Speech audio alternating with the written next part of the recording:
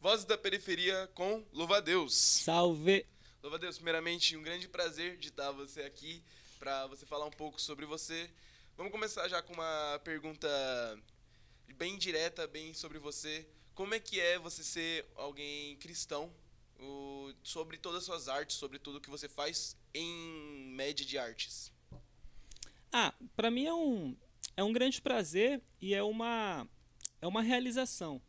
Porque quando a gente para estudar assim, a história da arte, assim, durante um tempo a arte estava muito presente dentro da igreja. Só que houve uma descentralização da pessoa de Cristo, de Deus, assim, no culto, e passou-se a olhar muito para aquela suntuosidade, para aquela pomposidade aquela hum, aquela presença muito muito forte, assim, exagerada. Tipo, você olhava para aquelas capelas, capelas não, catedrais, tudo cheio de ouro, pá, tal, um monte de imagem, e acabava tirando o foco da pessoa de Cristo sendo pregado. Então, isso foi fazer com a reforma protestante, as igrejas foram retirando isso, tanto que eu tava numa palestra no sábado que o palestrante era o Rodolfo Amorim. Ele é um tradutor de livros, assim, que ele trabalha muito nessa veia, o cristão dentro da cultura, assim, se envolvendo com artes de uma forma geral. E ele traz uma imagem, assim, que de um lado tem a Basílica de São Pedro, e ela tá toda ornada de ouro, pá, cheia das imagens, assim, de figuras, né, passagens bíblicas desenhadas. E ele mostra uma igreja holandesa do mesmo período, e essa igreja holandesa era protestante, é o que hoje a gente entende pela nossa evangélica, né? E é gritante a diferença, assim, porque de um lado se tinha um uso exagerado e do outro se tinha um desuso total, assim, por causa desse medo de ter essa presença, assim, que atrapalhasse o culto. Então, a gente cresce em um contexto que já vai afastando um pouco. Não pode dançar na igreja, porque não tem isso na Bíblia.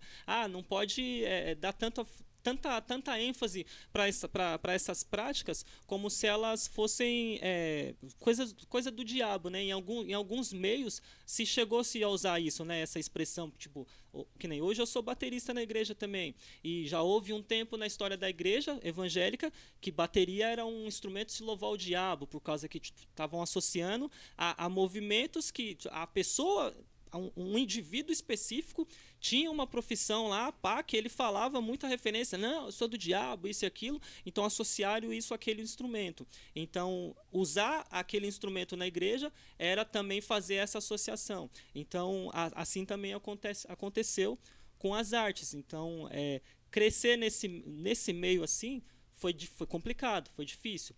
Eu já peguei uma época assim da, da história, assim, do mundo, vamos dizer, que já estava mais de boa.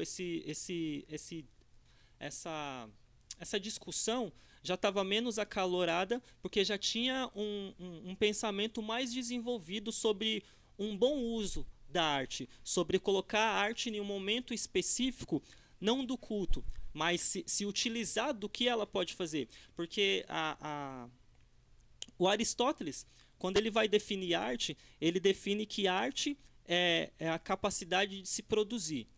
Tem um pensador cristão, o Huckmacher, Hans Huckmacher, ele é... Ai, esqueci agora. Eu não tenho certeza se ele é alemão ou se ele é inglês, mas é um dos dois. Ele difunde uma definição que defende que arte é um conjunto de verdade, beleza e harmonia. A gente, enquanto servos de Deus, a gente vê pela doutrina da Bíblia, pelos ensinos, que Deus, ele é um ser criativo e ele fez a gente à imagem e semelhança dele. A gente é a imagem e semelhança dele em alguns atributos que a teologia chama de comunicáveis. Dentre esses atributos comunicáveis está essa capacidade de ser criativo, porque não é algo que faz a gente estar em pé de igualdade com Deus, porque os atributos que separam ele da gente é a onipotência, que é ele ter todo o poder, é a onisciência, que é ele tipo, ter conhecimento de todas as coisas, onipresença, que a gente crê que ele está presente em cada um de nós como indivíduos, e ao mesmo tempo, né, tipo, como se ele tivesse se subdividido, mas mesmo assim isso não fez ele diminuir porque ele fez essa subdivisão. Aí esses três seriam os atributos que ele não divide com a gente. Porque aí o que faz a gente naquela escadinha é ele ser criador e a gente criatura. E enquanto criatura, a gente está dentro de um propósito dele. A gente aprende por meio do ensino da Bíblia assim, que a gente foi feito para dar glória a Deus. Essa forma criativa de se expressar é uma forma de dar glória a Deus. Só que aí a gente tem que fazer uma outra distinção nesse caso. Porque se todos nós somos a imagem e semelhança de Deus, então todos nós somos artistas. Aí vai entrar a distinção. Existem algumas artes que elas trabalham com a contemplação, elas tratam com a alma do espectador, que aí a gente coloca a música, a pintura, o teatro, a dança, porque isso é a gente vendo outra pessoa e o que ela está produzindo está comunicando alguma coisa com a nossa alma e os nossos sentimentos estão respondendo aquilo. Então, que seria o que a gente chama das belas artes. Só que quando a gente pega, por exemplo, uma cadeira ela também é um objeto de arte. Se a gente volta para aquela definição da verdade, beleza e harmonia, quando o marceneiro que fez ela, se ela for de madeira, né? Quando ele escolheu a melhor madeira, quando ele colocou ela por meio dos processos matemáticos para que ela se mantivesse em equilíbrio quando a gente sentasse e tivesse um conforto e a gente não caísse, ela foi verdadeira no propósito dela de sustentar a gente sentado. E ela contém harmonia quando o estofado está ornando com os diversos ambientes que a gente coloca. A gente entra no consultório, vê que tudo lá tem um certo padrão de cores. A gente entra em um restaurante, vê que o padrão de cores é outro. Aí entra toda aquela historinha da defesa do conceito. Quando o design vai falar não, eu estava pensando, tal, aquela que a gente às vezes chama que ele está brisando, mas ele não está brisando. Ele está dando uma justificativa do tipo de sensação que ele quis trazer com um objeto que é utilitário. Por isso que é mais difícil a gente, como pessoa normal, compreender o que ele está falando, porque ele está comunicando algo que não é um entretenimento, mas é algo utilitário. Diferente de quando a gente vê um cantor, por exemplo, falando de um caso amoroso. A partir do momento que a gente descobre o amor, toda música que fala sobre amor, por mais que ela não esteja cantando exatamente aquilo que a gente viveu, a gente consegue se colocar no lugar dele. Porque aí entra essa parte desse artista desse artista contemplativo, desse artista que trabalha com a alma do ser humano. Aí se você for fazer essa separação assim, tem essa arte mais utilitária, que aí pega todos nós como humanidade, enquanto produtores de tudo que a gente tem, tudo que nos rodeia, o que a gente veste, o que a gente come, vai entrar comunicações e marketing, tudo que for produto que foi feito para chamar a atenção de alguém, para ser utilitário, nesse sentido pode ser chamado de arte, boa ou ruim, dependendo de como ela é recebida, né, pelo seu consumidor. E tem essa outra área da arte aí contemplativa que vai entrar dança, teatro, música, pintura. Então, enquanto artista cristão, também tem um pouco de treta por causa dessa questão do gospel, que é meio como se a gente tivesse se perdido na missão. Porque se eu fui feito para dar glória a Deus, eu não dou glória a Deus somente quando eu falo exatamente as palavras glória a Deus, aleluia, louvado seja o nome do Senhor. Sim, por ações. Isso por ações. Tanto que tem até uma história que é atribuída a Lutero. Ele tem um sapateiro que chega nele e fala: Ô Lutero, para você é fácil falar que você louva a Deus. Você é um clérigo, você vive disso aí, de expor a Bíblia, de ensinar a Bíblia. Mas eu sou um sapateiro, como é que eu glorifico a Deus aqui com esses sapatos? Aí Lutero vai e olha para ele. Escolha o melhor material, pregue da melhor maneira que você puder para manter o conforto daquele que vai usar esse sapato, e assim você vai estar glorificando a Deus por meio de um bom trabalho. Porque a gente às vezes se perde nessa questão de que ser artista é estar sempre em evidência, quando não. Ser artista é realizar um bom serviço, é realizar um bom trabalho. É igual eu acho que ele cabe aqui, o conceito de amor na Bíblia. A gente entende o amor muito nos moldes gregos, né? Eros, que é o erótico, né? Eros, filéu, que é o de pai para filho, aí o romântico, pá. Só que na Bíblia, amor é ahavá. E essa palavra ahavá, ela traz um sentido de serviço, de relacionamento. Então, eu digo que eu te amo quando os meus atos provam isso para você, não só palavras. Aí, ser artista cristão, para mim, hoje, e é o que eu tenho procurado fazer desde quando eu comecei a fazer me entendi como assim responsável pelo que eu estava fazendo, foi isso, mostrar, ter Mostrar esse amor que você tem pela arte. isso, não só pela arte, mas ser fiel ao discurso também, ser fiel ao discurso, por causa que não tem como eu chegar em um lugar, me posicionar de uma maneira e os meus atos não me acompanharem naquele discurso. Então, tem uma frase que ela diz que o pensamento é meu enquanto ele está na minha cabeça. Depois que eu divido ele depois que eu falo, aí ele é de domínio público. Porque a minha responsabilidade tem que ser enquanto ele está na minha cabeça. Como é que eu vou colocar ele para fora? Porque depois que eu formulei, depois que eu falei, aí a depender de como as pessoas entenderam, aí eu vou ter que me retratar, ou eu vou ser, vamos dizer, louvado pelo que eu falei. Da hora isso aí que você falou, pá. Mas a responsabilidade está enquanto ele está na minha cabeça. Então, todas as vezes que eu saio para fazer a minha arte, seja o grafite, seja as poesias, eu tenho sempre essa responsabilidade na mente de como vai chegar nas pessoas, porque foi isso que fez nascer o Louva a Deus. Eu tenho um relacionamento antigo com uma igreja aqui da minha região, ela chama Comunidade Batista Bíblica. Eu estudei com a filha da pastora lá da igreja, a pastora Cristina, Bispa Cristina, né? A Sâmila. Eu estudei com ela na 8ª série do ensino médio. Isso, ensino médio, né? Isso aí, ensino médio. 8ª série é ensino fundamental. Fundamental, né? Beleza. 8ª série. Aí, através do conhecimento de me relacionar com a Sâmila, eu conhecia a igreja, pá. E eu fui convidado para participar de um acampamento, que a gente faz os retiros espirituais, que a gente chama, né? A gente sempre tem o costume de fazer no feriado de carnaval, pega os 4 dias, pá, aí a gente sai, chega com um tema lá, onde a gente vai meditar e fazer esse afastamento desse ambiente que é o carnaval. E esse ano de 2012, o tema era Preparando-se para apresentar Cristo ao mundo, o tema desse acampamento. E eu cheguei lá, pá, estava curtindo bastante, aproveitando tudo que estava acontecendo.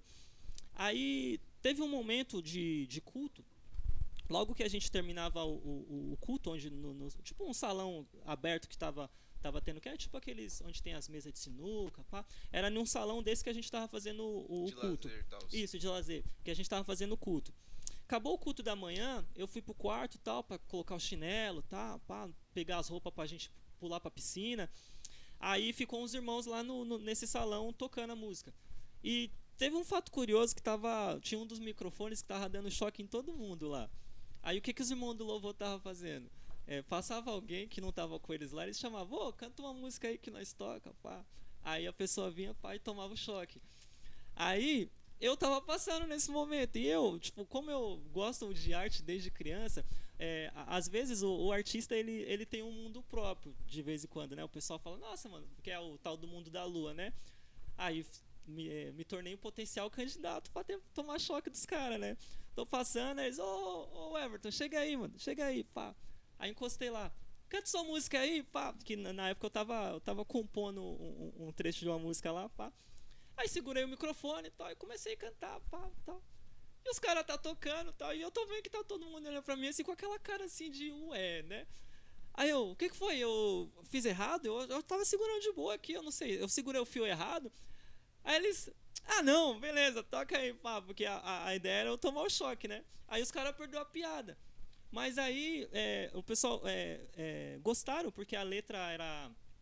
Ela tinha um refrão meio chiclete, né? Porque a gente só falava assim: Fé em ti, Senhor Jesus. Era só esse o refrão. Aí depois eu entrava com a letra do rap. Com o tempo eu deixei ela meio de lado porque eu achei que ela tava. Assim, à medida que eu fui amadurecendo, eu achei que ela não estava bem se ornando e deixei ela guardadinha para ir trabalhando ela à medida que eu fosse amadurecendo mais, conhecendo mais a Bíblia também assim e tal. Aí o pessoal falou assim: "Ah, vamos gravar um vídeo aí para ver se fica legal". Pá. Aí cataram o fio do microfone e jogaram na pilastra debaixo do telhado assim, que era da coluna, né? Para ficar igual um estúdio de música. Aí os irmãos ficou cantando igual um coral. Fé. E eu lá, pá, tal, pá. E na hora que terminou o vídeo, pá, gostamos. Não, foi da hora, vamos postar, vamos postar. Aí na época gravou no celular do Thiago, que era um irmão, um jovem lá. É, era um dos jovens com a gente, né? Aí ele falou: Como é que a gente vai postar esse vídeo aí, mano? Como é que vai postar? Que nome que a gente vai colocar? Aí todo mundo, é mesmo, né? Não pensamos nisso, pai. Como é o nome da música? Aí, ó, o nome da música é Fé. Ah, mas não dá pra gente só colocar fé lá. Aí, no vídeo, eu tô com um conjunto esporte, que é aquelas roupas tipo tectel, aqueles conjuntos tectel. Que elas são bem apertadinhas? É, isso. Ela não é um moletom, mas ela é um, é um tecido bem leve. Parece aquelas calças de fininha de tectel Sim. de academia, né? E era um conjunto completo. E ele era todo verde. E eu magrelo de tudo. Aí os caras, põe MC Louva a Deus aí, mano, que vai ficar da hora. E na hora o nome chegou assim em mim, assim, caramba, MC Louva a Deus, é da hora, todo mundo, pá. Aí postamos o vídeo. Aí deu uma semana que o vídeo tava no ar, aí eu tava em casa, assim, pá. E na época a gente não tinha tanto acesso à internet, não tinha não era fácil a gente ter, nem existia smartphone também. Era, eu acho que da época dos Sony Ericsson, né, que era aqueles laranjinha, pá, Bluetooth com laser ainda, tal. Isso era 2010, não, 2015, né? Não, 2012. Então o celular era artigo de luxo ainda, Era raridade, né? né? Era Não raridade. não era todo mundo que tinha. E daí ia chegar aquela época do MP4, MP5, pá, que celulares de tijolo assim, pá, duas câmeras, nem tinha chegado essa ainda. Mas aí eu parei pra ver o vídeo. Aí eu falei assim, na época eu acho que tinha 200 e poucas pessoas tinham visto. Aí eu falei, caramba, mano, 200 e poucas pessoas viu com uma semana, pá, tal. Não tinha aquela febre de youtuber que tem hoje, né, dos milhões de views. E aí eu falei assim, caramba, nunca gravei um vídeo e agora o meu tá com 200 e pouco, assim. Pô, estourado. Aí depois que eu falei isso, aí na hora veio, de novo, já veio uma cobrança na minha cabeça. Eu, caramba, mano, 200 pessoas viu meu vídeo, mano. Aí eu comecei a me questionar.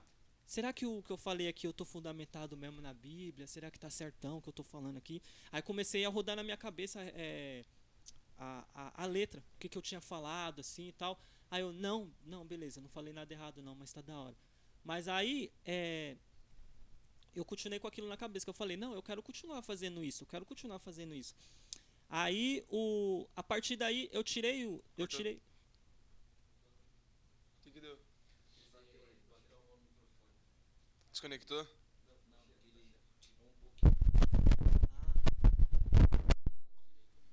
Deixa eu tirar o negócio aqui pra ficar mais confortável. Pronto. Cortou muito tempo? Não?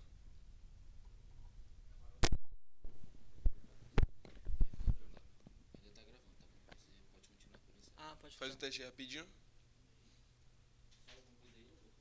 Som, beleza? Pera, Perfeito. vou me segurar aqui pra não... Então, Não, pode gesticular, só Não, mas aí, agora, só pra mim não me perder no assunto, eu tava nos 200, eu vou voltar nos 200 porque é uma coisa que já ficou gravado, né? Beleza. À vontade, onde você quiser voltar. Beleza. Então eu olhei assim, caramba, 200 pessoas viu. Aí eu comecei a me questionar, nossa, mano, será que o que eu falei tá certo? Será que o que eu falei, assim, tipo, tá bíblico? Porque, igual eu falei, eu ficava vendo os rappers americanos e, tipo, era a Bíblia do início ao fim, os caras citavam um versículo mesmo. E eu falei assim, caramba, mano, os caras citam o versículo durante a música. É igual quando nós vemos um rapper, tipo, os seculares, né? Fazendo as referências às gangues dele lá, pá, batendo no peito. Eu falei, caramba, os caras batem no peito e falam o versículo vivo. Tem até uma letra do. Uma letra não. É como se for, é um projeto do Lecrae, que é 116. Porque aí ele faz referência a Romanos 1,16. Porque não me envergonho do evangelho, pois é poder para a salvação de todo aquele que crê, primeiro do judeu e também do grego. Aí quando eu descobri isso, eu falei, caramba, mano, o cara catou um versículo e tá batendo no peito, levando um negócio assim, como se fosse. Não, tipo, eu não tô fazendo isso aqui, tipo, escondido, sabe? É isso aqui que eu sou, sabe? Aí eu falei assim, nossa, mano, é isso que eu quero fazer, pai, é isso aí que eu quero ser como louva-a-Deus. E caiu como uma luva também, assim, por causa do contexto da igreja que eu tava. Por causa de ter mais pessoas mais idosas que não eram tão afetas assim ao rap, mas aí a semente já estava plantada, falei que eu já estava germinando, que assim, não, eu vou continuar fazendo isso, eu vou continuar fazendo isso. Aí eu mantive o nome do Louva-a-Deus. Aí, quando eu separei esse louva-a-Deus, aí eu comecei a trabalhar em cima das letras, comecei a escrever elas, pá, e indo guardando e tal, pra usar durante o contexto de culto, né? Por causa que eu ainda estava trabalhando dentro da minha bolha de crente. Eu cantava nos cultos de jovens, tal, pá. Era atração diferente, vamos dizer assim, porque o pessoal tendia mais a gostar de rock. Na época tava em voga assim o Diante do Trono, que era a adoração assim mais o é tipo, que nem hoje a gente tá com uma efervescência do worship, né? Toda igreja que você vai, pá, os cara carrega de worship o repertório. Na época tocava muito isso, Diante do Trono, a comunidade Ninópolis, Kleber Lucas ainda não tinha entrado nas polêmicas que ele entrou aí, então ainda cantava então as músicas dele e tal. Aline Barros também, André Valadão, tal. Então era essas as músicas que o pessoal gostava. O rap não, rap é a música do culto na praça. Né? Nós vai falar pro evangelismo, tal, pá. Aí, às vezes, eu fico olhando para esses negócios do passado e eu fico falando, eu fico rodando comigo. Tá bom. A gente usa o negócio para falar com quem tá do lado de fora, mas não pode usar a mesma coisa para falar com quem tá de dentro. Tipo, tem que fazer essa separação porque tipo, tem diferença entre a gente, vai se tornar muito mais a propagação de um preconceito, assim, sabe? Era uma exclusão que não fazia sentido. Então.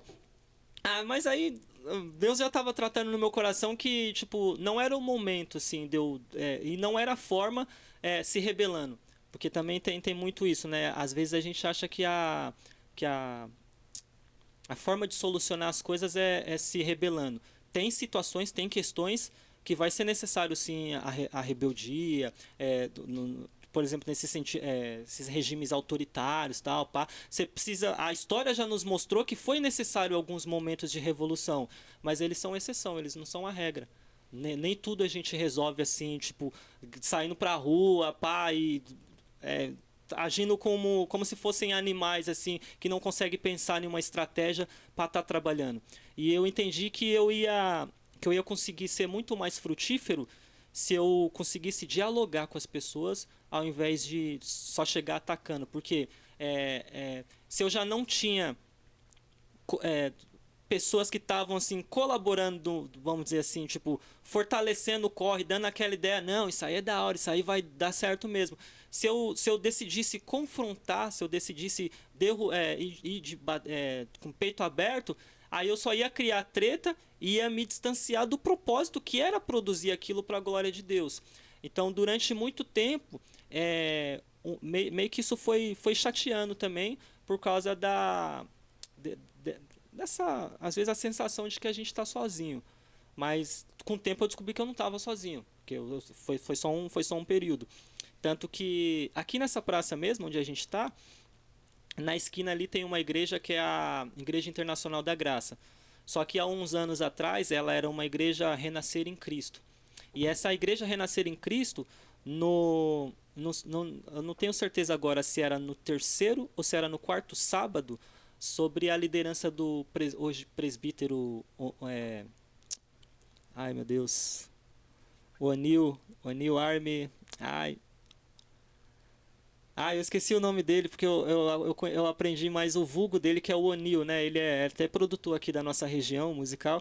E eu passei muitos anos só chamando ele de Onil, Onil, Onil, Onil, pá. E o nome dele não é Onil, mas fugiu da mente agora o nome dele pra estar chamando pelo nome mesmo. Mas o Onil, ele realizava um evento que ele chamava de Noite Black, que ele reunia uns grupos de rap de algumas igrejas variadas assim, e tocavam esses raps americanos também numa noite black, que ele chamava assim. Aí, na época, ele fazia parte de um grupo aqui da região também que chamava Manos Força Rap. Isso, Manos Força Rap. Aí, todo esse culto que tinha essa noite black, ele trazia esses rappers. E quando eu comecei a participar, aquilo foi uma injeção de ânimo, porque eu falei assim, caramba, tem mais gente fazendo isso, tem gente aqui do meu lado fazendo isso aí. E, nossa, um dia vai ser eu lá em cima, lá, pá, cantando com ele e tal, pá. E de fato isso chegou a acontecer. Alguns anos depois, chegou a acontecer um desses eventos que ele fez, que a gente reuniu o pessoal da igreja e tal. E eu consegui ensaiar com os meninos da banda, porque eu nunca cheguei a fazer cantar rap em cima de bases eletrônicas igual acontece hoje, né? Eu sempre gostei de como os rappers americanos se aproveitavam dos instrumentos orgânicos. E eu sempre achei muito louco a forma como eles uniam os instrumentos para não ficar dependente de uma base. Porque a base, se você não tem o DJ, ela tem um tempo lá para correr, e se você acabou o tempo dela, ou ele vai fazer o loop para ela voltar, mas nunca vai, tipo, dar para fazer uma reharmonização que dá para fazer na banda, quando, tipo, um período, vamos dizer assim, de uma que a gente chama de ministração, né, quando o irmão tá lá orando, pá, aí os irmãos vai fazendo um fundinho musical. Então, quando eu estivesse lançando uma mensagem para o meu público, eu ia ficar limitado pela base, tipo, eu ia ter um tempinho quadradinho lá para fazer aquilo, e passou aquele tempo, já era, ou volta para a letra ou volta para o refrão. E com a banda eu sentia essa liberdade. Eu sentia essa liberdade para seguir e fazer esse tempo nessa liberdade que a música dá quando você consegue trabalhar esses arranjos dentro dela. Então a gente conseguiu reunir o pessoal da igreja e eu fui, toquei com eles lá, pá, foi muito louco. Só que aí eu não cheguei a gravar nada, não cheguei a produzir, assim, fazer uma produção mesmo, ir atrás de um produtor e desenvolver. Porque esse meu envolvimento com a arte, ele não me fechava nenhum quadradinho. Louva a Deus é rapper. Vai ficar lá, vai tipo, ficar o tempo, separar o tempo dele pro rap. O que ele vai produzir é rap. Não, eu sentia que dava pra trabalhar, assim, tipo, pra ficar pulando em várias áreas. Dava pra por exemplo, a Noite Black era no último final de semana. Mas nos outros finais de semana eu tinha outras coisas que eu podia fazer também como artista, né? E nessa época aí eu já tinha passado de 2015, que foi quando eu conheci o grafite. Que eu conheci o grafite em uma oficina na cidade Soberana, que é onde eu moro, né? Tem uma praça lá, tem a Praça Estrela, que é a nossa praça central lá, tem uma biblioteca, que é a biblioteca Fernando Pessoa. E a minha mãe, ela vende doce na entrada da escola do pessoal da praça. Aí, um dia ela viu um informativo falando que ia ter um curso de grafite. E na época ela não sabia o que era grafite, mas ela percebeu pelo informativo lá que tinha alguma coisa a ver com o desenho. E eu sempre desenhei, desde muito pequeno, né? O desenho mais antigo que eu tenho lá em casa, eu já arrastei e perguntei pro meu pai, eu tinha 7 anos quando eu fiz ele. E eu tenho ele até hoje guardado. É um carrinho lá, pá. Tanto que até quando eu vou falar com o pessoal fala, nossa, você desenha pra caramba, pá, tal. Mas aí eu lembro que eu comecei com aquele carrinho. Aí eu lembro também de incentivar as pessoas. Não, ó, eu comecei com esse carrinho aqui, ó, dá pra você fazer também. Tipo, aonde eu cheguei, você consegue chegar também. Não, não é algo assim, tipo, o dom. Porque as pessoas têm essa questão, né, com esse lance do dom, né, que acaba transformando uns em deuses e os outros réis mortais. Quando o dom, eu acredito que ele existe sim, mas não dessa maneira assim a fazer uma divisão entre o que tem e o que não tem. Porque o dom, ele é uma, eu entendo ele como uma capacitação que a pessoa tem para fazer aquilo de forma mais ágil. Ela tem uma percepção mais rápida assim das coisas. Mas aquele que tem o dom, se ele não exercita o dom, aquele que não tem o dom, mas segue na prática, ele vai demorar um pouco mais para chegar naquele que tem o dom, mas ele pode chegar e dependendo do esforço dele, ele pode até passar. Pode até passar na frente no sentido de desenvolvimento, né? Aí eu guardei isso pra mim, porque o pessoal falava pra mim, ah, você tem um dom. Aí eu, se eu tenho dom, ele demorou muito para se manifestar, porque eu tô um tempinho já correndo. Tipo, eu lembro que os meninos na rua gostavam de ficar jogando bola na rua.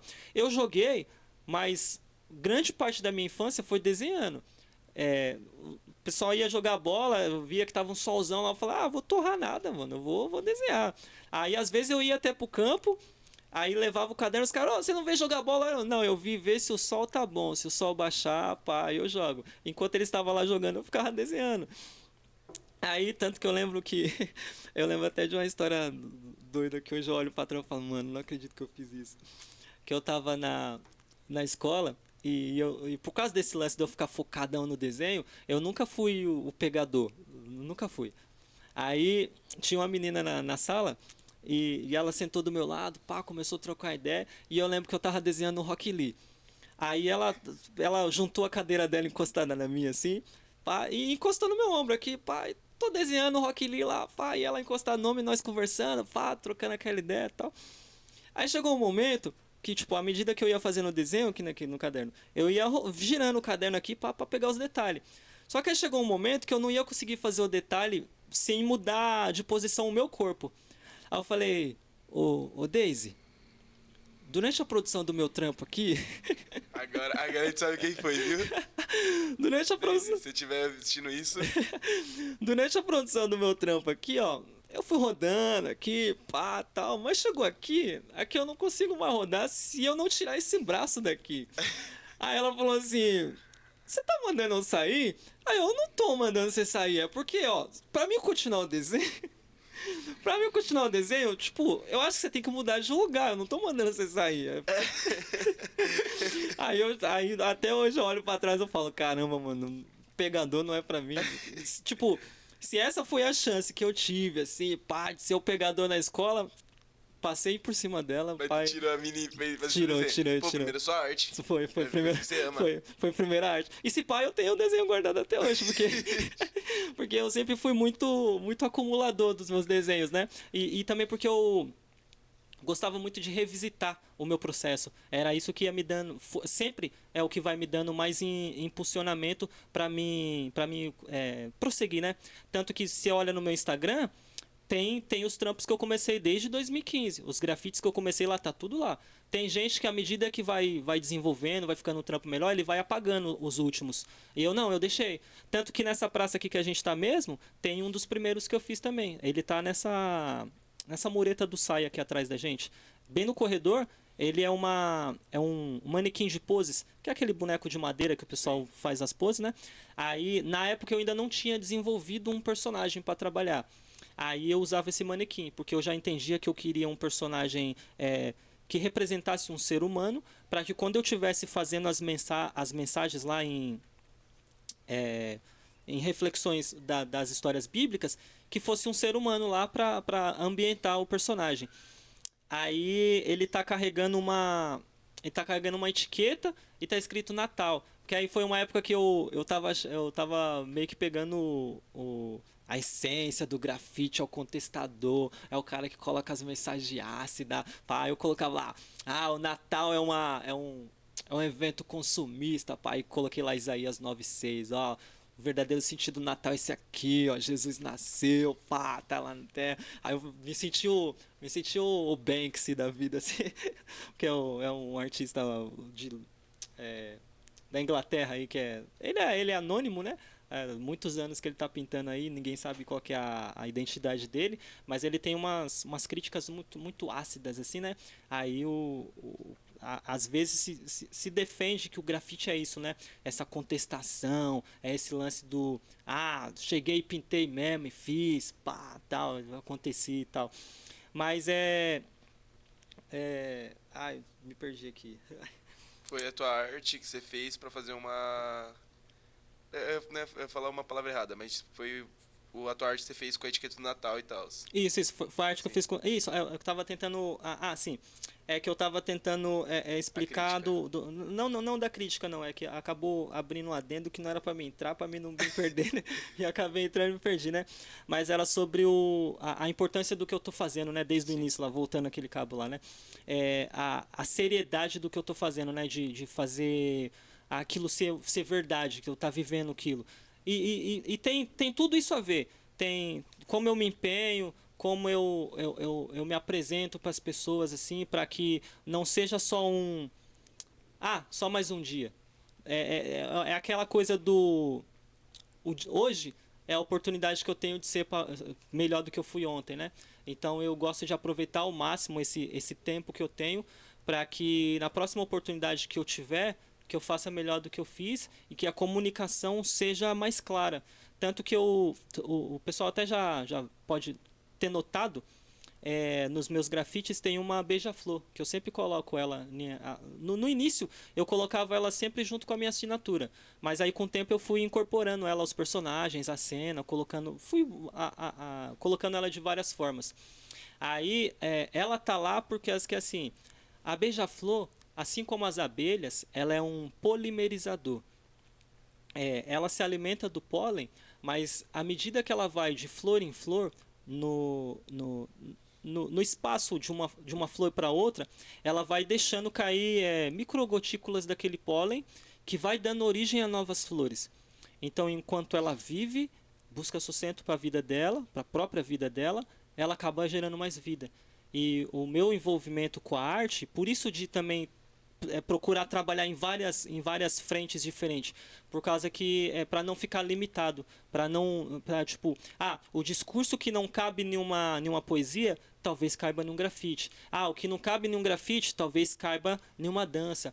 O que não cabe na dança, vai caber na poesia, então, porque para ir mudando a linguagem, mas nunca o discurso, porque o meu discurso permanece sempre esse, né? De tipo, enquanto eu vivo e busco sustento para minha própria vida, que eu gere vida por esse meio. Aí, tanto que eu tenho até uma das poesias que dá até para me fazer ela, que ela é curtinha, porque ela fala um pouco, ela fala assim sobre esse lance do meu relacionamento com o conhecimento, do porquê eu conheço. Porque às vezes a gente passa a acumular informação e não vai dando lugar para ela, não vai colocando ela para trabalhar. Aí se torna um conhecimento inútil. A própria Bíblia ensina pra gente que a gente não pode ser apenas ouvinte e não praticante, né? Porque se torna nulo, né, o tá lá ouvindo, se a gente não se torna um praticante. E se aquela prática não passa a fazer parte da nossa vida, aí a gente se torna uma, como é que fala? A lâmpada que é acesa e é colocada debaixo da mesa, ela não acaba não iluminando nada, não perde o sentido nela. Aí deixa eu só beber água aqui. Eu queria só comentar uma coisa, assim, que, tipo, enquanto tudo que você fala, eu consigo ver que não importa o seu trabalho, não importa a sua arte, você tem uma responsabilidade muito grande. Você se coloca essa responsabilidade que realmente você tem. Que não importa o que você faça, você realmente vai ter uma responsabilidade pelo que você está fazendo, vai ter uma responsabilidade pelo aquilo que você está falando. E é muito bonito que você mesmo entenda isso, entendeu? Assim, falar que, pô, enquanto você tá falando aqui, eu ouço poesia. Você é um... Assim que a gente consegue ver realmente que você tem esse talento, Eu não vou falar dom, porque, tipo, dom você realmente tem. Só que você aperfeiçoou ele pra virar um talento. Sim. Então você tem esse talento de criar poesia e não importa o que você fale, tá ligado? É muito interessante isso e é muito legal essa responsabilidade que você tem com a sua própria arte. Pode continuar. Valeu. Isso também é um pouco por causa também dessa... Do porquê que eu também tô fazendo arte. Por exemplo, quando eu entrei no... em seguida essa fala, aí eu falo a poesia, né? Quando eu comecei a fazer essa interação minha fora da igreja, eu encontrei pessoas que tinham sido feridas por pessoas de dentro da igreja. Então, quando a gente vai fazer e você tá lá com o peito aberto, parece que a gente tem que sempre começar pedindo desculpa por causa de toda uma história que já foi para trás, de todos os representantes que chegaram e falaram, não, eu sou cristão, pá, aí foi lá e atacaram, foi lá e foi, não digo intolerante, mas foram desrespeitosos, porque a gente tem um pensamento, a Bíblia é a nossa única regra de prática e fé, sim, confesso isso, pá, mas isso não me dá o direito de desrespeitar o próximo. Porque se ele não tem a mesma profissão de fé que eu, se essa abordagem desrespeitosa for a minha, eu só vou estar afastando mais ele do diálogo comigo. Se um dia for para ele estar do meu lado, essa não é a abordagem. Porque depois a gente acaba colocando, que nem no nosso mundo assim, gospel, coloca a culpa no diabo depois, sendo que foi uma atitude minha. Fui eu que cheguei lá e desrespeitei ele. Fui eu que cheguei lá, pá, e apontei o dedão na cara dele lá, me achando um revolucionário, pá, tal. Então, quando eu entrei nessa questão da arte, como um produtor de arte, como um artista, eu entendi isso, que se eu vou me comunicar, a comunicação, ela não impõe, ela respeita, ela dialoga. Tanto que essa palestra que eu participei de uma palestra agora no último sábado, e o palestrante ele usou uma metáfora que eu gostei muito dela, que o tema lá do evento era estuários culturais. O estuário são regiões que tem no mundo, tem mais de uma, que é onde acontece o encontro das águas do rio com o mar, o encontro da água doce com a salgada. Nesse ponto, acaba tendo uma grande variedade de vida biológica lá dentro. Só que assim, o estuário ele não é um ponto para os animais morarem. Ele é um ponto onde os animais chegam, se nutrem e vão seguindo as suas vidas. Acontece isso com o salmão. Por isso que o salmão sobe o rio. Ele sai da água salgada, né? Pá, e vai subindo lá a correnteza e tal. Aí ele chega nesse ponto desse estuário, bota os ovos dele lá. Aí os ovos se nutrem, pá, e depois volta pro mar. Mas também isso acontece com outras espécies de animais também. E lá, nessa palestra, o ponto do palestrante era esse, que a gente está num mundo onde a gente chega em pontos de encontro, onde a gente tem que se nutrir, se fortalecer, e depois a gente volta para a nossa realidade. Então, não tem como eu me colocar como dono da verdade. Por mais que a Bíblia me diga que ela é a verdade absoluta, eu vivo em um mundo onde muita gente não entende ela como a verdade absoluta. E não vai ser do dia para a noite que eu vou chegar lá e vou falar, essa aqui é a verdade absoluta, vou bater a Bíblia na cabeça dele, ele vai entender. Não, isso não vai acontecer. No máximo eu vou criar muito mais problema para mim como um intolerante religioso, como alguém que está tentando impor a minha fé a outra pessoa, né? Então esse não é para se tornar uma guerra de religiões, e o diálogo que eu deveria ter não vai acontecer. Aí eu entendo que aí sim, mais ainda eu estarei falhando como cristão. Porque o nosso Senhor, quando ele esteve aqui na Terra, Jesus, ele estava no meio das pessoas que tinham um pensamento diferente do dele. Ele não estava lá na bolha fechada dele. Quando ele parava para confrontar os fariseus, era por causa do legalismo deles que eles tinham mesmo, que eles queriam impor uma regra que nem eles mesmos estavam seguindo. Então, eu não queria e não quero ser esse cara que tem uma regra na minha vida. Eu chego no meio de outras bolhas sociais e começo a impor essas regras para as outras pessoas. Não, eu tenho o meu viver, o meu testemunho vai ser essa pregação, né? Se eu não me engano, foi São Francisco de Assis que disse que a gente tem que pregar o evangelho, se necessário usar palavras, porque a imagem, ela vale mais que 1000 palavras, como diz aquele ditado, né? Então, o meu testemunho, o meu portar, a minha atitude frente ao que pensa diferente de mim é o que vai falar a respeito de mim. De novo, por mais que ele nunca venha se tornar da mesma fé que eu, mas pelo menos a gente teve um diálogo. Como eu falo, a gente tem a linguagem de que é o Espírito que convence. Nós não, a Bíblia tem, né? A Bíblia fala que é o Espírito Santo que convence do pecado, da justiça e do juízo. Só que às vezes a gente quer passar na frente do Espírito e nós mesmo abrir a cabeça do cara lá, fazer aquela lavagem e ele concordar com nós.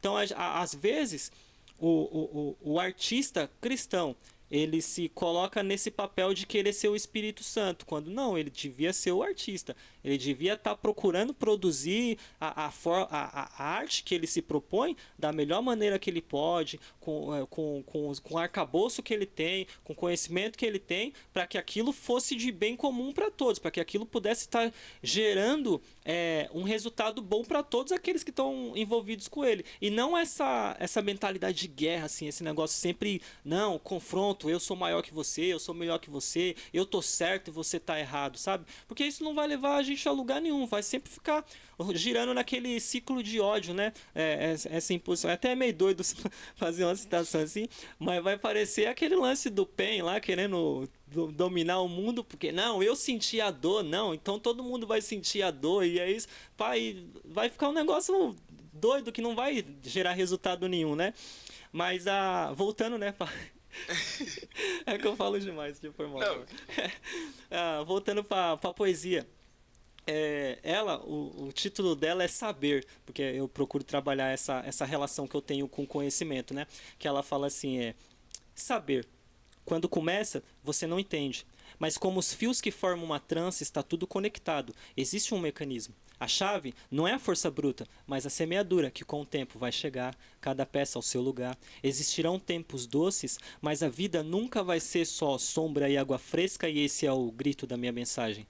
O saber de nobreza não te veste, quando entra ensoberbece, quando se sabe usar, você investe. Como palmeira que acresce, bate temporal, enverga, mas não perece. 15 anos de raiz que desce, só depois que cresce. E o melhor é saber que a sabedoria é o que enriquece, de forte arrimo abastece a mim como também você.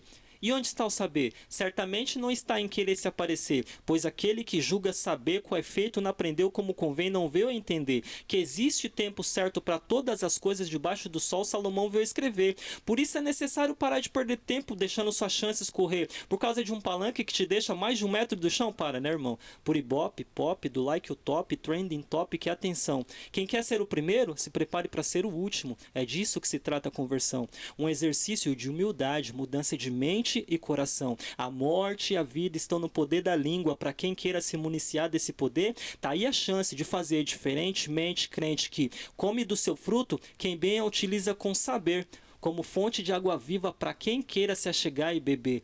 Precisamos nos tornar como bom samaritano, porque quem se chama de bom mesmo, de largo tá passando. Necessário é retornar ao início, onde cristão foi aquele que primeiro chegou, se posicionou e mostrou ser discípulo. Porque é sobre isso. Caramba, mano. O que eu faço é sobre isso. Tanto que essa última referência, tipo, cristão foi aquele que primeiro chegou, se posicionou e mostrou ser discípulo, eu tiro isso de Atos 11:26, que é a primeira vez que os cristãos são chamados de cristãos. Lá, o texto, quando você pega o contexto, vai dizer que os discípulos estavam pregando depois de um ano inteiro na cidade de Antioquia. Precisou um ano todo para as atitudes deles, mostrarem para as pessoas que estavam naquela cidade, nossa, esses caras aí estão replicando o que aquele cara lá que... Ah, aquele Jesus lá que foi crucificado. Como é que era o nome dele? Cristo. Ah, eles são cristãos, então. Eles estão fazendo igualzinho ele. Então, tipo, não foi do dia pra noite, não foi de uma palavra aqui, um grito ali, pá, mas foi uma construção, foi uma semeadura que eles mostraram pelas atitudes deles que o que eles eram, né? Aí a minha busca é sempre essa. É sempre essa. Na caminhada é sempre essa. Caramba, não, mano, é absurdo, velho. Eu não. É um negócio assim que é diferente demais, tá ligado? Quando você vai construindo e tal. Então, tipo, fica muito legal.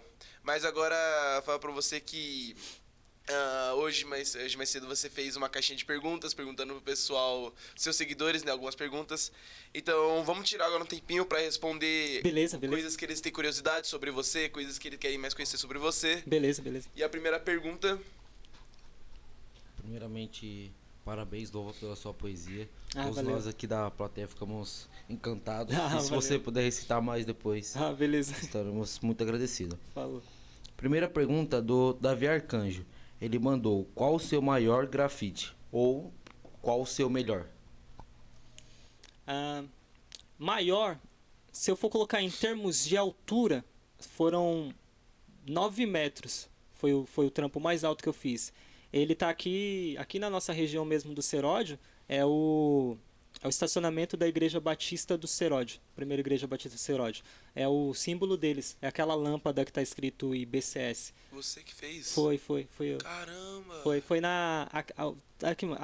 o trampo lá na Igreja Batista, ele começou em 2020, depois da pandemia, quando começou a ter aquele relaxamento, né, que o pessoal estava começando a fazer cultos públicos. Aí foi a primeira vez que eu pintei lá, que era para fazer uma mensagem de bem-vindo pro pessoal. Aí, tipo, na saída do estacionamento, para a porta que dava acesso para a igreja, a gente escreveu bem-vindo. Aí, isso foi muito louco também, que eu tava conversando com o irmão lá, e ele deu muita liberdade para mim, para a criação da arte. Que ele falou, não, a gente queria dar um bem-vindo pro pessoal, a gente queria mostrar para eles que eles são queridos, tal, esse tempo que a gente ficou afastado, tal, que o amor não diminuiu. Aí dá pra gente pôr um bem-vindo mesmo, só que aí a gente pode aproveitar as línguas bíblicas, pode aproveitar um pouco da teologia, porque como é uma igreja batista, e igual eu falei, né, a gente como, tipo, o povo batista tem muito esse apreço pela palavra, né, aí eu falei assim, dá pra gente pôr nas línguas bíblicas e um pouco das que a gente interage mais. Aí ficou um bem-vindo em português, espanhol, inglês, latim e hebraico. Ficou e grego.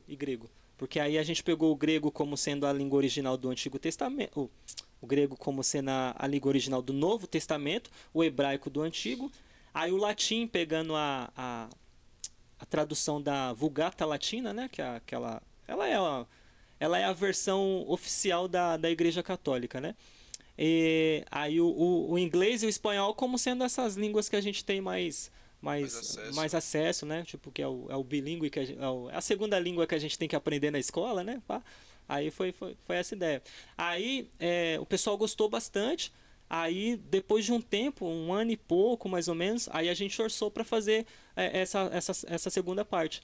Aí foi quando eu pintei essa empena aí. E foi muito doido o processo também, porque eu tava tentando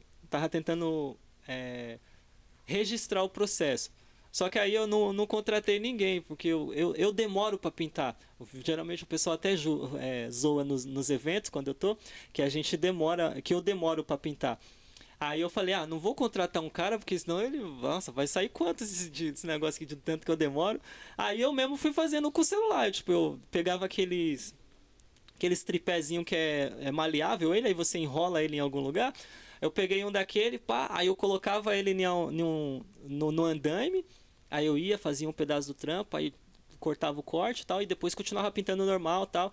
Aí no final do dia eu editava os cortes e transformava em um videozinho pra registrar. Aí foi muito doido fazer isso, porque os primeiros dias eu tava pintando lá em 4, 5 metros de altura. E essa altura era de boa pra mim por causa que eram alturas que eu já tinha trabalhado. Mas aí quando foi chegando em 7, 8, aí já foi dando um medo maior. Tanto que eu lembro um dia que eu tava para subir pro andar mais alto do andaime. Aí quando eu levantei, aí minha perna tremeu assim, deu aquela tremidona assim que eu falei, caramba, eu nunca tremeu assim. Aí eu, pô, tem mais coisas pra fazer aqui, né? Aí eu olhei, tem ali, ó, tem a sombra pra fazer ali. Aí eu preparei a minha cabeça pra subir no ponto mais alto, que eu falei assim, ó, vou finalizar tudo que tem aqui embaixo, depois não vai ter desculpa, vou ter que subir mesmo. Aí foi o que eu fiz. Tipo, Tem medo de altura? tenho. Nossa. E é contraditório pra caramba, porque eu tenho vontade de fazer aqueles trampos que a gente chama de empena, né? Que é a fachada do prédio. Aí Deus tem que trabalhar no meu coração pra me vencer esse medo até lá. Pá. Ou pelo menos controlar ele, né? Não deixar ele. Porque o medo, em certo sentido, ele é bom, né? Ele que preserva a nossa vida, né? Pra gente não fazer besteira. Eu fico vendo aqueles vídeos que os caras falam por que os homens vivem menos, né? Aí você vê cada loucura que os caras fazem, pá. Aí e você olha que nós apronta mesmo, mano. Homem apronta, mano. Mas aí esse medo tem me mantido vivo, pelo menos nesse sentido de altura, né? E essa foi sua maior arte em questão de tamanho? Em altura foi. Porque isso, mas eu acabei me perdendo aqui. Em altura, ela foi a maior, sim. Mas em comprimento, não. Em comprimento, tem duas que bate. Tem a própria viela da Igreja Batista mesmo, porque tem uma imagem lá que ela não pega a parede toda, na questão da altura, a área. Ela não pega a área da parede toda. Mas em comprimento ela pega a parede toda. Dá pra entender? Sim. Tipo, ela não, eu não preencho toda a parede com desenho, mas ele pega a extensão da parede toda, um desenho. Que é um Jesus com a menina recostada no peito dele. Aí ao lado a gente colocou eu pintei umas flores. E do outro lado eu coloquei Jesus Cristo, o amor maior, alguma coisa assim. Eu não lembro a frase ao certo. Mas eu sei que tem. Jesus Cristo eu lembro que eu escrevi sim, certo. Não, Jesus, só Jesus. Tá escrito Jesus, aí do outro lado tem essa palavra, essa frase. Aí ela compete com uma que tá na minha casa mesmo, que eu fiz na parede do meu vizinho. Aí nessa parede do meu vizinho, sou eu mesmo reproduzido nela. Aí se for pegar assim, a área que esse Jesus não pegou, essa aí ela pega um pouco mais da própria parede, né? Aí fica essa disputa entre qual que pegou mais, assim e tal. Mas se for pensar no trabalho melhor feito... Perguntar, qual que é o trabalho que você tem uma carga emocional maior pra você? Eu acredito que foi o vô do esposo da minha prima, Radamés. Eles são de Belo Horizonte. Já tem 3 anos seguidos já que eu passo o final do ano com eles. Aí, de 2022 para 23, eu tava lá na casa deles. E de 21 para 22 eu passei lá também. Aí eu fiz a avó do Radamés, porque ela tinha falecido na pandemia. E quando a gente se conheceu, esse encontro com essa minha prima, que é a Marley, a gente cresceu afastado, sem se conhecer, né? Aí eu conheci ela nesse final de ano que ela organizou para pegar os primos distantes e tal, e reunir todo mundo num sítio. E inclusive eu pintei por lá também, só que aí a arte ela não ficou tão alta, né? Ficou com uns 4 metros e pouco, né? Mas foi uma foto da nossa avó em comum, né? Mas aí ele falou, nossa, mano, você fez a sua avó com maior facilidade aí, pá. Se tiver um tempo de colar lá em BH, porque nessa época aí a gente tava em Ponte Nova, que é uma outra cidade lá de Minas, né? Já é quase na Bahia. Aí ela falou assim, se tiver a oportunidade de ir lá em BH, você vai fazer minha avó lá, mano. Vai fazer uma homenagem pra ela. Eu, não, vamos sim, mano. Aí quando tava se aproximando os dias da gente voltar, o meu irmão falou comigo assim, mano, não vamos pegar passagem daqui de Ponte Nova pra São Paulo não, nós vai ficar 12 horas no ônibus. Vamos pra BH, de BH pra lá é só 8. Aí eu, é mesmo, né? E como a gente não tinha comprado a passagem, aí calhou de ter um lugar na van que a minha prima tinha alugado, né? Pra família aí, que teve gente que chegou lá e decidiu ficar lá por lá, porque a gente tem parente lá também em Ponte Nova, né? Aí calhou do pessoal ficar lá e nós entrou na van. Ah, vamos pra BH então. Aí cheguei lá e a gente comprou a passagem pra um dia, mas aí caiu um chuvão do caramba que tava interditando as pistas. Aí nós teve que Recomprar. não recomprar não, só relocar o dia, né? Só mudar o dia. Aí a gente mudou pra uma semana à frente. Aí essa semana foi a que eu fiz a avó dele. Aí agora de 22 para 23, quando eu voltei lá, aí na época ele era um senhor de 105 anos, 104, se eu não me engano. Só que ele era bem lúcido, e é um fato muito louco, assim, que tipo, ele é o pai do Sebastian, daquela propaganda da C&A, a Buziuse, que é o negão da C&A. Eu acho que o pessoal, eu acho que tem que ter uns, tem que ser da faixa dos 30 pra manjar quem é ele, né? Mas, tipo, ele é um personagem, é um garoto propaganda famoso, assim, da televisão, né? E o Radamés, que é esse primo esse esposo da minha prima, ele é neto dele. Aí ele me deu a foto da avó dele e falou assim: aqui ó, a foto da minha avó pra você copiar. Aí eu, caramba, mano, sua avó tirou foto com o negão da C&A, mano. Aí, aí ele é minha avó, mano, é minha avó. Aí eu, caramba, é sua avó, mano, que da hora, pá. Aí eu, que honra, vou pintar a mãe do Sebastião, mano. Aí pintei. Aí agora, de 2022 pra 23, quando eu voltei lá, aí o vô, que é o Manuel, ele chegou, ele falou com o Rada, ó, pede pra ele pintar eu também. Tal. Aí eu falei assim, caramba, mano, o vô pediu pra me pintar ele e tal. Aí a gente comprou umas tintas lá mesmo. Aí eu fiz bem na sala. E esse ficou maior. A avó, ela ficou tipo, alguns centímetros, 1 metro e pouco, assim. Ele não, ele já deu pra me pegar uma parede inteira da sala, assim. E foi a carga emocional que teve pra mim, foi assim, quando eu terminei o trampo e eu vi o sorrisão dele, pá, aí eu lembrei do meu vô. Porque o meu vô, ele não viveu para ver esse lado meu maduro, produzindo arte. Meu vô me viu desenhando no papel. E desde quando eu comecei a fazer grafite, a primeira imagem que eu fiz assim de reprodução, que não era um personagem que eu tinha desenhado, foi o meu vô. Só que aí, à medida que eu fiz ele na parede lá de casa, eu fiz ele de frente para a janela da minha avó. Porque no meu coração, quando eu via a imagem dele, eu lembrava de todos os momentos felizes que eu tive com ele. Só que minha avó lembrou dos 30 e pouco, 40 anos que ela ficou casada com ele e agora ele não ia voltar mais. Então, pra mim tava sendo super gratificante ver a imagem dele, mas para ela tava causando uma lembrança ruim. Aí ela pediu para me apagar. Tanto que ela ainda demorou um tempo para ela pedir para me apagar. Então que ela ficou procurando formas de falar comigo sem me ofender por causa do coisa da arte, né? Aí eu falei, não, vó, de boa, passe. Eu tenho salva na foto, para mim tá aqui na foto. Claro que eu gostaria que ficasse ali, mas se vai fazer mal pra senhora, eu não quero isso nunca, não. A gente apaga, tal. Aí eu apaguei. Aí quando eu fiz esse que ele veio, aí ele segurou na minha mão no dia que a gente estava indo embora e veio me dar a bênção. Aí eu senti como se fosse o meu próprio vô me abençoando, assim e tal. Aí eu falei assim, caramba, missão cumprida. Porque eu consegui alcançar alguém que é de um tempo que isso aqui nem existia no Brasil. Porque se ele tem 100 anos, mano, o hip hop acabou de fazer 50 no mundo.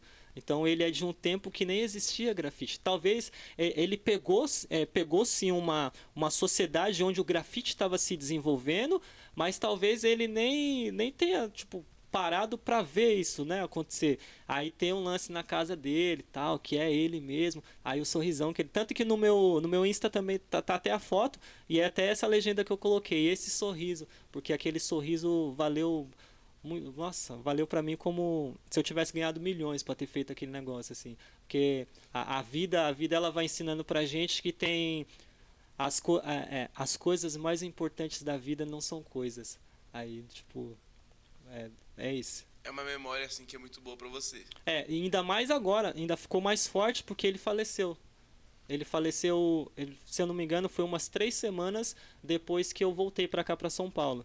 Aí, tipo, foi como se eu tivesse dado uma última felicidade pra ele, vamos dizer, porque ele viveu mais tempo com a própria família, né? Mas eu, que era um estranho, vamos dizer assim, porque a parentesco com ele direto eu não tinha. Quem tinha é o neto dele, que é casado com a minha prima, né? Então a gente criou aquele vínculo da amizade, da pessoa que foi lá dormir na casa dele, pá, que respeitou o ambiente onde estava, não fez algazarra, mas eu ganhei essa memória. Tanto que quando eu volto lá, o desenho tá lá, pá, tá salvando lá na sala. Então. E toda vez que eu vou lá também, o meu primo já, o Radamés, que a gente já se chama de primo já, que eu falo, o primo Tito tá chegando aí. Aí eu já falo, já prepara as paredes aí, pá, que nós vai pintar mais uma. Tá? Ele, não, você tá ligado que tem uma assim, pá. Aí, de fato, todas as vezes que eu voltei lá, eu pintei uma das paredes. Aí daqui a pouco vai ficar toda colorida a casa. Deve ser muito maneiro, mano. Temos mais perguntas? Temos mais perguntas da plateia? Alguém? Não? Pô. Aparentemente só teve uma pergunta mesmo. Mas que bom, você conseguiu desenvolver bastante. Bom, agora saindo um pouco do seu trabalho sozinho, um pouco de você, eu queria saber um pouco sobre a equipe Slam do Fundão, né? Que você ajudou a fundar. Não. É porque os fundadores, eu tenho uma ligação assim de morar próximo deles. Tipo, a gente é conhecido de bairro, assim, sabe? Sim. Aí o Adams, que ele é um dos fundadores, ele é meu vizinho, assim, tipo, o pai dele é mecânico do meu pai, assim, tipo, o pai dele é mecânico de carro mais antigo, assim, tipo, Fusca, Brasília, e meu pai tinha uma Brasília, e direto, ele que era o mecânico. Aí, o Adams, ele sempre esteve envolvido no Soberana em movimentos culturais, sarau, essas questões assim mais ele organizou a primeira festa independente de rock alternativo, se eu não me engano, que eram uma das ramificações do rock bem doido, aqueles malucos que tem aqueles moicanos tudo espetadão. Eu não sei se chega a ser punk, mas é um movimento bem underground dentro da cultura do rock. Aí ele foi o organizador desse primeiro festival, assim, sendo em um bairro de periferia, assim, né? Aí, tanto que quando ele fazia o sarau, que ele fazia na Praça Estrela, ele fazia de domingo. Só que o horário que ele marcava, eu sempre estava na igreja. O horário que ele marcava eu nunca conseguia ir por causa disso, estar na igreja.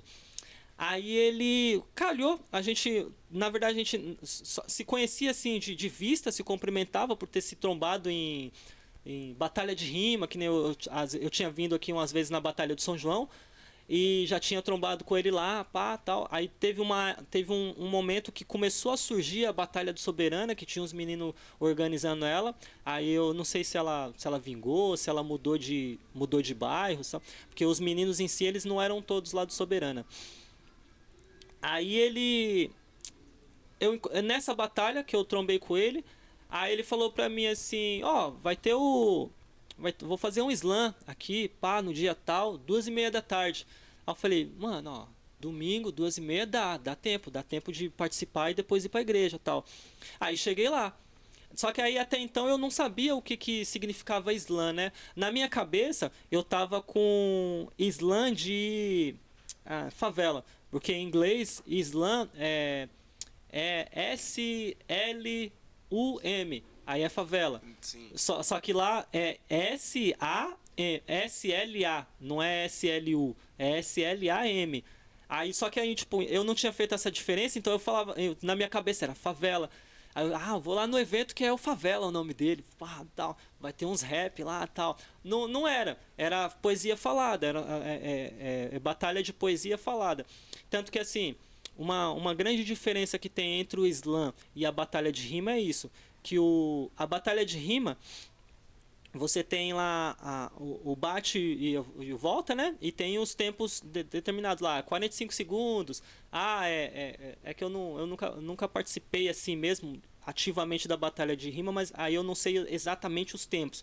Mas eu sei que tem uma diferença grande, porque o slam você começa com uma poesia, vamos lá, no mínimo 15 segundos, porque tem gente que consegue fazer. Inclusive ele mesmo, o Adam, ele tem uma poesia dessas curtas, que dá até para me citar aqui para ilustrar. E até 3 minutos. Porque o tempo limite para fazer a poesia é 3 minutos. Você pode até fazer, recitar uma poesia que dure mais de 3 minutos, só que à medida que ela passar dos 3 minutos, aí ela vai somar pontos contra você. Porque no slam, diferente da batalha de rima também, que nem a batalha de rima você tem o público, que o pessoal, mãos para o MC e tal, aí todo mundo levanta a mão lá, mãos para o MC e tal, aí todo mundo levanta. No slam não, você escolhe 5 pessoas que estão lá, aleatório, para não ter, para ser imparcial, você escolhe 5 pessoas, e essas 5 pessoas, elas têm 5 notas para dar de zero a 10. Só que aí desses 0 a 10 aí é quebrado, né? 0.1, 0.2, pá. Só que aí o pessoal até brinca que 0 você dá pra quem xinga sua mãe lá no microfone, né? Aí nunca saiu a nota 0, né? Tipo, aí eu sempre sai, tipo, 7.5, o pessoal já começa no 7, porque aí já dá uma autoestima pra pessoa, né? Porque às vezes você chega lá, primeira vez que você vai, contar sua poesia lá, pô. Você tá contando o seu sentimento, tá falando lá de suas dores. Aí o pessoal chega lá, 5 por isso aí. Aí você vai se sentir como? Já dói. Então. Aí uma coisa da hora do slam que eu achei muito é isso, é esse espaço de acolhimento. Tanto que eles até brincam assim, nessa parte aí do 0 você dá pra sua mãe por isso. Porque ele fala, a pessoa tá aqui e tal, tá vencendo o medo dela, vencendo a timidez, pra se colocar aqui, pra expor pra ela, pra expor pra você uma ideia que ela tem acerca da vida, de como ela pensa os sonhos dela. Então, seja criterioso, mas seja humano também. Pensa que ela tem um coração igual ao seu. Então, se você tivesse aqui, pensa como se fosse você que estivesse aqui. Aí o pessoal começa nessas notas assim, né? 7.5, 7.9. Aí, dessas 5 notas, cai sempre a maior e a menor. Aí fica as do meio. Aí, tipo, se a pessoa leva 5,10, então ela tirou um 50, aí você tira os dois 10, somando 20, ela fica com 30. Esses 30 são suficientes para ela passar para a segunda rodada, porque geralmente o pessoal faz de até 3 rodadas. Tem slam que, dependendo do número de pessoas, coloca uma quarta rodada, ou ainda uma rodada de desempate à medida que... Porque essas 2 notas da ponta que foram retiradas, elas vão ser reutilizadas mais para frente se acontecer algum empate entre os poetas que estão.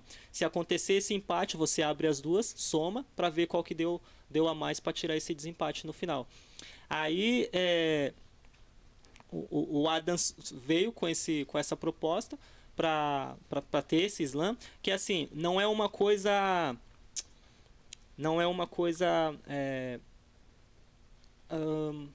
como um sarau. Não reduzindo a importância do sarau, mas, por exemplo, o sarau ele é local.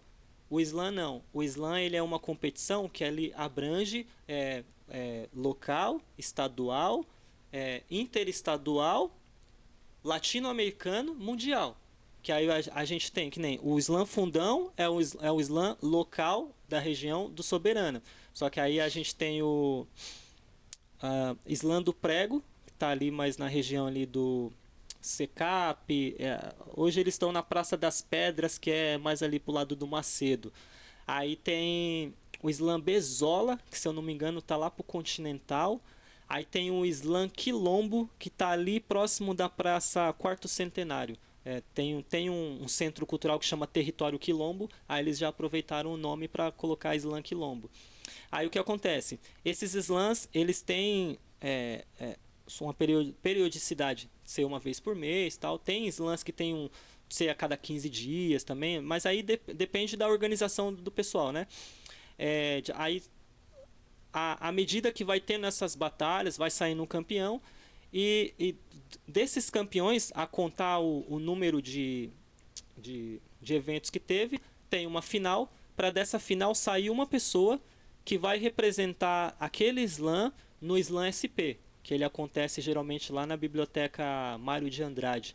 Aí nessa biblioteca tem a mesma ideia de competição, tal, as rodadas, tal, com os slams que são registrados de toda a grande São Paulo, tal, toda a nossa região, pega lá 70 e poucas pessoas, 80 e poucas, eu não sei ao certo quantos slams tem registrado. Aí saiu do Slam SP, a pessoa vai para o Slam BR, foi campeão no BR, ele vai para a Copa Abi Ayala, que é a Copa Latino-Americana de poesia. Aí dessa Abi Ayala ele sai para o Mundial, que aí é o ápice, né, da competição em si. Só que aí já é coisa para você sair fora do Brasil, né? Se eu não me engano, a próxima edição dele é na África. Aí os caras falaram, é logo ali. Aqui do lado. Aqui do lado. Aí pensando nessa, o Slam ele tem essas duas, vamos dizer assim, essas duas facetas. Tem esse lado da competição e tem o lado também de você expor a sua poesia, né, mostrar seus sentimentos, passar sua visão acerca do mundo, que é um pouco do que eu faço também, né? Mostrar o seu posicionamento feito frente ao mundo político, tal. Tem muito poeta que acaba colocando as suas posições políticas, tal, põe a cara a tapa mesmo para defender, ser partidário mesmo, tal, porque é um território que tem esse espaço, né? Não é para ser tipo um martelo, não. É isso aqui que vai ser, pá. Como eu falei, a gente tem dentro das poesias é permitido palavrões, pá, tal. Só não é permitido mesmo essa ideia de você fazer aquele confronto pessoal mesmo. Você tá atacando mesmo de forma a desmoralizar outra pessoa, igual eu falei lá de ficar xingando a mãe, essas coisas. Esse tipo de conflito pessoal não pode, não. Mas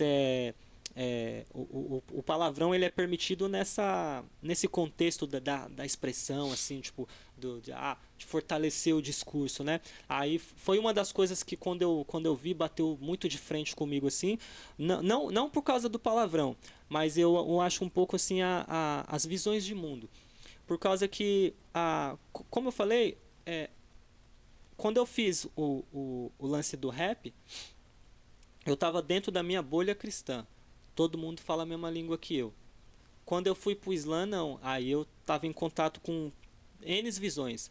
É o cara que desde do cara que é católico, do ateu, sei lá, do agnóstico, do umbandista, Mundo, né? todo mundo. E eu cheguei lá com essa mentalidade do pedir desculpa. Eu tava muito pilhado com esse negócio do pedir desculpa. Tanto que a primeira vez que eu ganhei o Slam Fundão foi numa edição do ano passado, que eu ganhei ela inclusive no dia do meu aniversário. Foi muito louco isso aí também, foi da hora, assim. Foi um presentaço. Aí eu lembro que no meu discurso eu agradeci a eles por eles me darem ouvido, por considerarem que meu discurso era válido para chegar até aquele momento e que a minha posição ali era para mostrar um outro lado do que é ser cristão. Aí eu ainda falei assim, eu não sei se vocês tiveram contato com alguém de dentro da igreja que ofendeu vocês, eu não sei se vocês tiveram contato com alguém de dentro da igreja que excluiu você, que desmereceu você, mas eu tô aqui para mostrar essa face do respeito, do diálogo, porque igual eu falei, eu creio e sigo acreditando que essa é a melhor forma de pregação. Que é quando eu prego com a minha própria vida, com as minhas atitudes, com as minhas escolhas. Aí volta a reiterar. A Bíblia ela vai ser sempre a minha regra de prática e fé. Quando chegar o momento de me for imposto, o que é que você é? Eu sou cristão. Não posso arredar o pé disso. É isso que eu sou. Se eu preciso caber numa outra forma para ser aceito aqui, então já não é mais lugar para mim. Enquanto me é permitido, enquanto me é possível estar lá dialogando, é uma outra coisa que eu aprendi lá no nessa palestra, um insights assim, né? O Rodolfo Amorim, ele falou assim que quando ele estava definindo o que era o artista. O artista é um espreitador de fronteiras. A gente é muito inquieto, a gente não consegue ficar preso numa casinha. A gente quer, tipo, quer chegar no cara ali por exemplo, no funkeiro. Quer chegar lá no funkeiro e ver qual que é por que ele tá chamando os outros de cachorro, por que ele fica xingando os outros. Porque eles têm uma gíria que quando eu era moleque, você tava xingando o cara, você tava pedindo pra brigar com ele. E hoje é um negócio normal, natural, assim. Então, essa discernir esse tempo que a gente que a gente vive, não é possível sem que você esteja lá dialogando. Não é aquele lance de eu sentar lá, pá, pedir um copo de uísque com ele e chapar o coco. Não. É na oportunidade que eu tenho de tentar entender como funciona o mundo dele, como funciona a visão dele, é esse o aproveitamento que eu tenho. Tanto que eu lembro que com esse pessoal do Islã, eu fui convidado para participar de uma... eu esqueci o nome agora, mas ela é uma feira para visibilidade do mundo LGBTQIA+, lá. Que aconteceu ali no centro de Guarulhos. Aí, muitos dos poetas que participam do Islã estavam lá presentes também. Aí, tipo, eu fui até lá, fui convidado e eu não neguei o convite. Porque às vezes parece que é isso, que a gente quando começa a oferecer esse diálogo, aí recebe certos convites. Claro que existe situações e situações. A minha presença nesses ambientes que não são cristãos vai depender da minha própria certeza do que eu sou.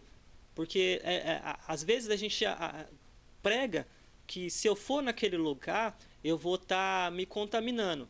Mas na verdade, ninguém é influenciado por ser, vamos dizer assim, inocentão de tudo. Na verdade, se você não sai com o seu fundamento preparado lá, qualquer ventinho vai te balançar mesmo. Então, o que eu fiz, claro que não é um negócio que eu estou falando assim, não, você tem que estar em tudo quanto é evento mesmo, tudo que acontece lá, você tem que estar. Não é isso.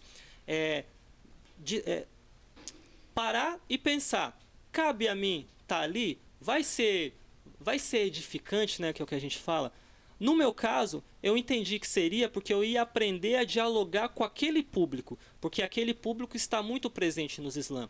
Então, inclusive, uma das primeiras batalhas que eu participei, eu fiquei muito impressionado, porque teve uma menina que ela começou a poesia dela e ela começou a descrever uma situação, de que você estava no centro, você era o responsável, todos que estavam naquele local, eles estavam ali para ouvir você falar acerca de Deus. Eu falei, caramba, é um pastor, mano. Aí ela começou a contar a história. Mas você chegou... Aí, no final da história dela, é um abuso. Aí eu não sei se a história dela, a poesia dela é baseada em um abuso verídico. Eu não sei qual que é o contexto. Mas, de alguma forma, a figura do pastor virou um monstro na história dela. E se ela teve esse tipo, se foi mesmo um abuso que aconteceu, em seguida era eu que ia recitar minha poesia falando de Jesus, falando de Deus, talvez ia ficar estranho. Talvez fazendo referência ao pastor. E aí naquela hora eu tremi demais, porque eu falei assim, ai mano, daqui a pouco é eu e eu vou chegar lá, porque eu já falei assim, quando anunciarem louva a Deus, caramba, mano, Aí foi quando eu lancei essa Saber, que foi essa poesia que eu falei antes. No final do evento ela veio falar comigo. Nossa, eu amei sua poesia, que você... Aí eu falei... não. Valeu, mano. Tamo junto aí, Porque, tipo, na minha cabeça eu já tinha... Caramba, mano, acabou meu diálogo. Ele já te odiava, já. Já me odiava. E não. Aí foi quando eu comecei a entender que não, é pessoas e pessoas, é posições e posições. É tipo... O bom samaritano lá na parábola de Jesus. Se esperava que era o sacerdote, era o levita, que ia pegar o cara, levar pra estalagem e cuidar Mas que dele. foi o inimigo dele, não é? Inimigo entre aspas, né? Porque ele, o que fazia ele ser inimigo era só ter um sangue diferente, vamos dizer assim, não puro, né? Porque o samaritano era um judeu que teria casado, por exemplo, nós tem aqui um negro, por exemplo, o samaritano seria o filho de um negro com um judeu. Aí essa mistura do sangue que fazia eles odiarem eles. Aí, tipo, era uma questão só por causa da filiação dele não ser judeu de judeus. Então era mais doido ainda a atitude dele, porque esqueceu que era um ser humano que estava ali. Claro que Jesus cria a parábola ali, né, para ilustrar a situação, né, mas que provavelmente se tivesse acontecido de verdade, talvez essa era uma possibilidade, né, daquele judeu mestre da lei, aquele doutor fariseu, né, que estava criando uma regra que nem ele mesmo vivia, né? Mas quando ela veio falar comigo, eu me assombrei, tipo, eu fiquei impressionado nisso. Às vezes eu até brinco com o pessoal que nessas horas é bom, não num sentido de preconceito, mas nessas horas eu acho da hora que eu sou negro, porque aí eu não fico vermelho. Porque, porque eu falo pro pessoal assim, não, mano, se você for seguir a teoria das cores, vermelho com preto dá marrom, então tecnicamente eu tô sempre corado. Mas as pessoas estão esperando que eu fique corado, eu fique rosa, pá, tal. Então tem algumas situações que a gente fica super envergonhado e que não transparece. Claro que entra outros trejeitos, né? Tipo, tremeira na voz, tal, se embolar no que tá falando, tal. Mas aí nesse momento, pra isso foi bom. Pelo menos de feição, isso. tem. Mas aí foi da hora, porque eu senti assim que eu tava com um saldo de missão cumprida. Eu falei assim, mano, eu saí de casa, toda vez que eu saio eu falo assim, tô indo lá não por uma competição, eu tô indo lá pela mensagem. Que nem eu eu ganhei 2 vezes. Aí a final que garante vaga para o Slam SP desse ano vai ser agora mês que vem, dia 28 de agosto. Então eu vou chegar na final. Mas se eu não for pro SP, o importante para mim é estar presente lá na final e lançar as palavras com a verdade que eu sempre lancei. É esse o posicionamento que eu quero. Tipo, tô aqui para dialogar, tô aqui para trazer uma posição diferente do que é o cristão. Quero passar para o SP? Claro que quero. Tipo, eu tenho isso como um desejo. Eu ia ser um mentiroso se eu falasse que eu não tenho. Mas eu não posso tirar do centro que a minha maior missão é essa, é ser diferente. É ser como Jesus falou, ser sal e luz na terra, ser diferença. Porque se eu for insípido, como o texto diz, eu sou digno de ser pisado, de ser lançado fora. E é isso que eu não quero. Não quero ser como Paulo diz que ele fala que ele se esforça para que pregando a outros ele não venha se encontrar desaprovado, né? Então que o resultado da minha vida seja esse testemunho de louvor a Deus, assim como eu falei lá da Beija-Flor, que ela enquanto ela vive e busca sustento para a vida dela, ela gera vida. Eu quero gerar vida. Aí acho que velho, muito maneiro, muito, de verdade. Muito legal também entender mais um pouquinho sobre o Slam. Eu não sabia realmente, não tinha nenhum conhecimento, é muito interessante saber de tudo isso. Agora a gente tá chegando na reta final do podcast. Temos mais uma pergunta da plateia agora, pra gente ouvir. Pode ir. Louva, temos a última pergunta aqui pra você, que mandaram na sua caixinha. Foi enviada por Gustavo Lázaro. beleza. De forma artística e espiritual, qual o seu maior objetivo no macro? Oi? De forma artística e espiritual, qual o seu maior objetivo no macro? No macro? É. Não, macro? Foi o que ele mandou. Macro, eu não sei Macro. o que Seria a visão ampla? Porque a gente tem micro e tem macro, né? Que é a visão ampla, né? Então, agora que eu fechei o macro, repete a pergunta. Na vida espiritual e... De forma artística e espiritual, qual o seu maior objetivo no macro? Ou qual o seu maior objetivo na visão ampla? Eu acho que esse é o desejo de todo artista, que é poder viver da sua própria arte. Eu sei que a gente, enquanto cristão, viver 100% de arte vai me restringir a um, a um nicho.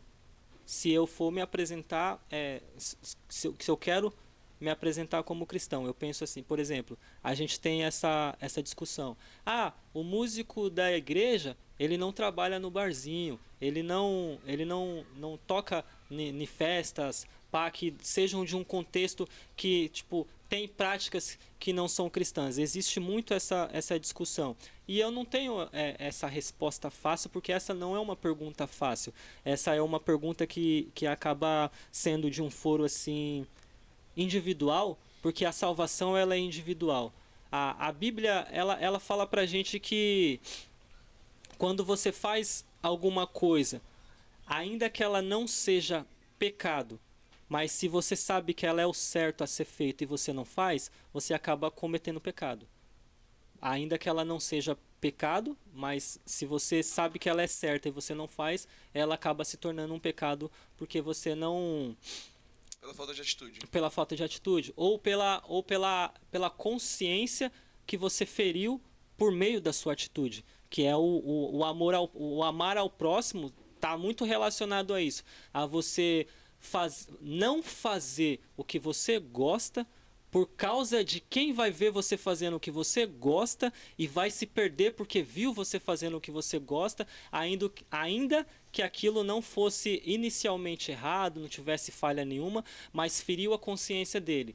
Então, se feriu a consciência dele e foi porque você não quis reduzir o seu próprio interesse em favor do outro, você não amou o próximo como a si mesmo, então você acabou pecando contra ele. Enquanto artista, eu penso sim que eu quero viver da minha arte. Eu sinto essa vontade. Hoje, eu acredito na... eu não sei se eu vou conseguir viver do jeito que eu gostaria.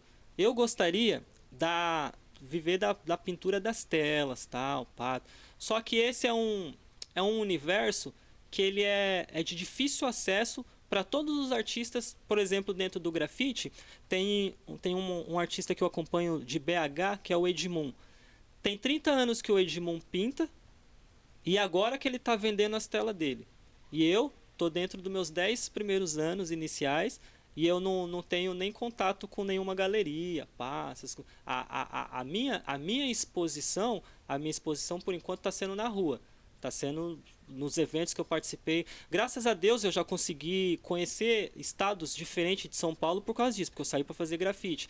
Porque também tem esse lado. Às vezes aquele coisa a fotinho que você posta no Instagram não mostra o corre que você fez antes de passar por ela, né?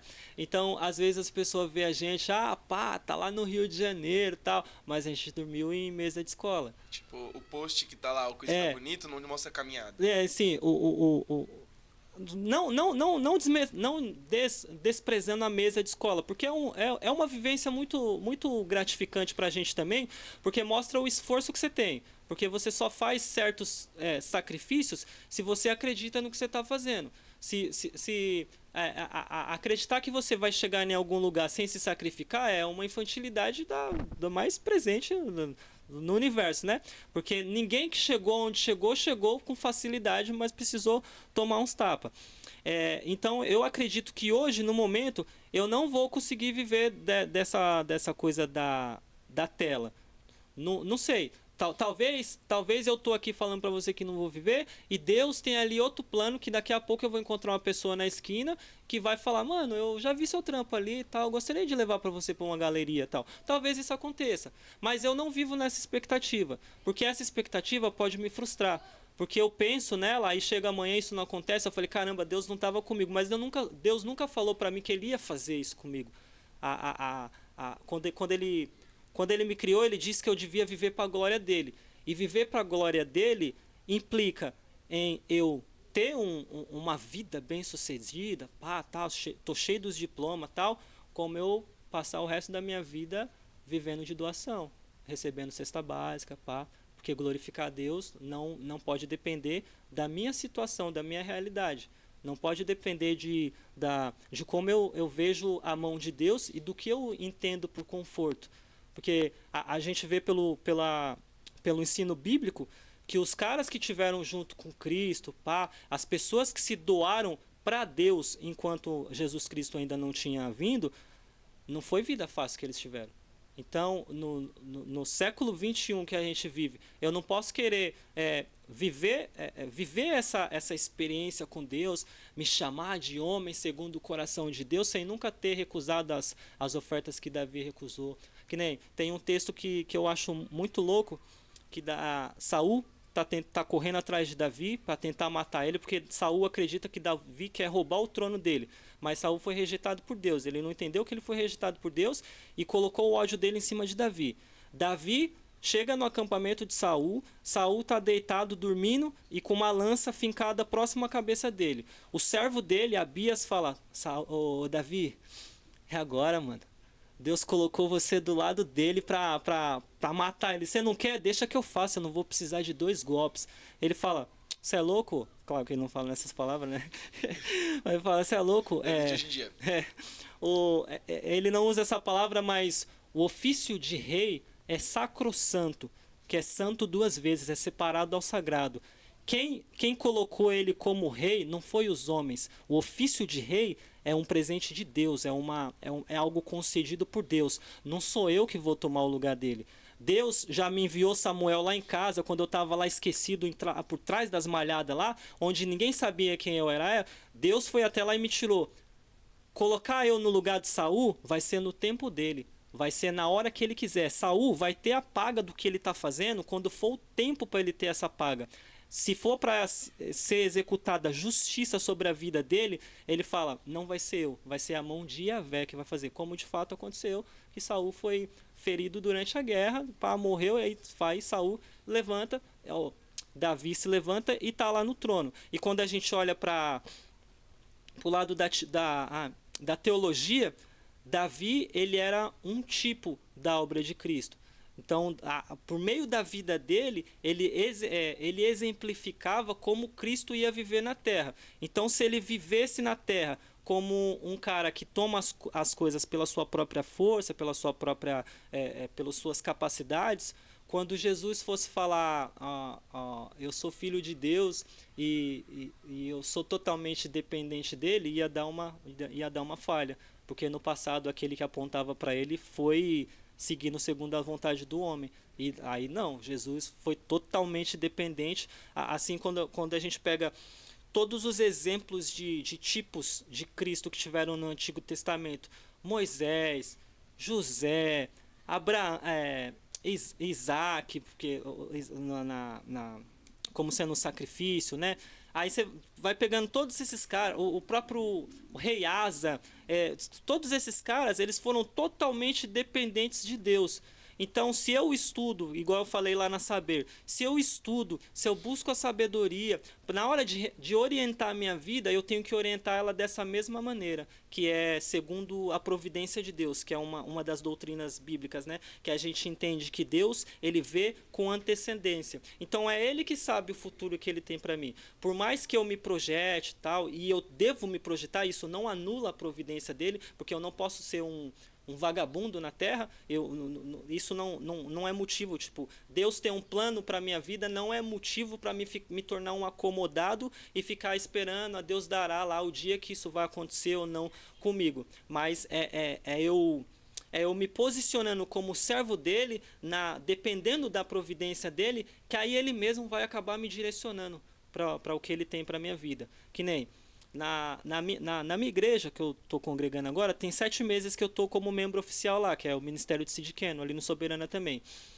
Quando eu cheguei lá na igreja, minha intenção era estar na bateria, como ministro de louvor na bateria. Minha intenção era essa. Minha oração para Deus: Deus, eu quero estar na bateria, Estou ministrando para os juniores. De um domingo por mês eu desço para os juniores, eu toco de terça-feira. Mas um domingo por mês eu desço para ficar com os juniores. Então, o intuito que eu tinha de estar lá tocando, estar lá aprendendo com os irmãos, porque o baterista de lá eu acompanho já ele de muitos anos, e já tenho uma amizade com ele, então eu admiro muito ver ele tocando. Então, um domingo por mês ou se for necessário mais de um domingo por mês, eu vou ter que descer. E também em casa eu já tenho que estar me preparando com a lição, que acaba já tomando outro tempo meu, que aí eu tenho que subdividir toda a minha agenda. Aí, tipo, tenho tempo para me meditar para o grafite. Tenho tempo para me meditar para as poesias. Tenho tempo para me preparar para a dança. Tenho tempo que eu sou professor dos juniores. Então, de forma macro, eu quero viver para a glória de Deus. Se eu for pensar com a minha arte, se ela vai de fato me fazer viver fazendo as minhas telas, tal, sendo um artista, tal, renomado nas galerias, tal, nossa, ia ser muito louco. Isso é um sonho de criança. Cresci com essa vontade de estar fazendo essas produções. Mas eu acredito que a própria forma como eu conduzo a minha vida, me subdividindo, essa talvez nem pode ser uma das possibilidades, porque se eu fosse ficar preso em uma questão de galeria, eu tenho que trabalhar com um público-alvo, eu tenho que trabalhar produzindo a arte que a pessoa que vai ser vendável, então isso pode acabar deturpando o conteúdo da minha obra, porque eu vou ter que trabalhar de acordo com a ótica do mercado. Então hoje eu já acho que, claro, a gente até acaba ficando um pouco contrariado, né? Porque você fala assim, caramba, mano, eu queria tanto, mas em algum momento vai se chocar, vai coisar. Por exemplo, o que eu tô na mente no momento, tem um irmão lá na igreja que ele tem me convidado para um projeto.